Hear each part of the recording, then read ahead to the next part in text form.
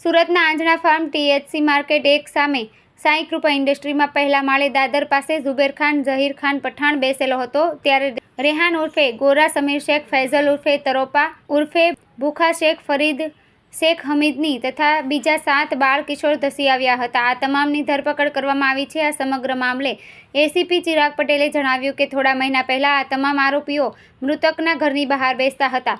મૃતકને આ વાત પસંદ નહોતી। આ અંગે તેમની સાથે માથાકૂટ પણ થઈ હતી અને ત્યારબાદ ફરિયાદીએ પોલીસમાં અરજી પણ કરી હતી, જે અંગેની અદાવત રાખી તમામ આરોપીઓ મળીને ઝુબેરની હત્યા કરી હતી। હાલ તમામ આરોપીઓની પૂછપરછ કરવામાં આવી છે। કોઈ ગુનાહિત ઇતિહાસ ધરાવે તેવી વિગત સામે આવી નથી।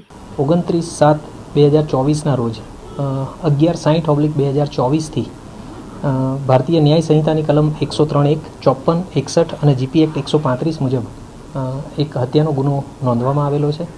આ જે બનાવ છે આંજણા ફાર્મ અનવરનગર પાસે બનેલો છે અને એમાં જે મુખ્ય આરોપી છે એ રેહાન ઉર્ફે ગોરા સમીર શેખ, જે ઉંમર વર્ષ 18 અને એની સાથે ફૈઝલ ઉર્ફે તરોપા ઉર્ફે ભૂખા શેખ ફરીદ શેખ હમીદ, જેની ઉંમર વર્ષ 18 છે। આ બે આરોપીઓની સાથે અન્ય કાયદાના સંઘર્ષમાં આવેલા 7 કિશોર પણ આમાં ગુનામાં ઇન્વોલ્વ હતા।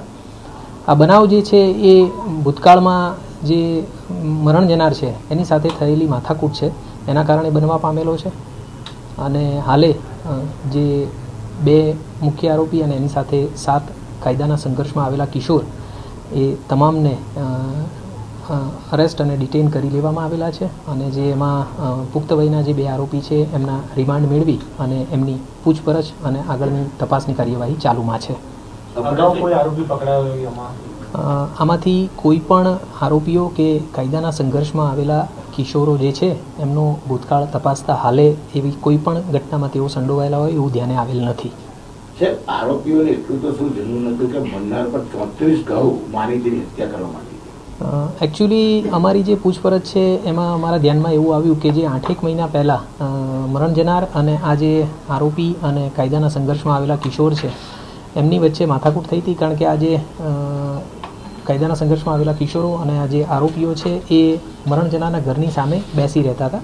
જે વસ્તુ મરણ જનારને પસંદ નહોતી એના કારણે એમની વચ્ચે બોલાચાલી પણ થઈ હતી અને માથાકૂટ પણ થઈ હતી। તો એ બદલાની ભાવનાના કારણે થઈ અને પછી આ બનાવ બનવા પામેલો।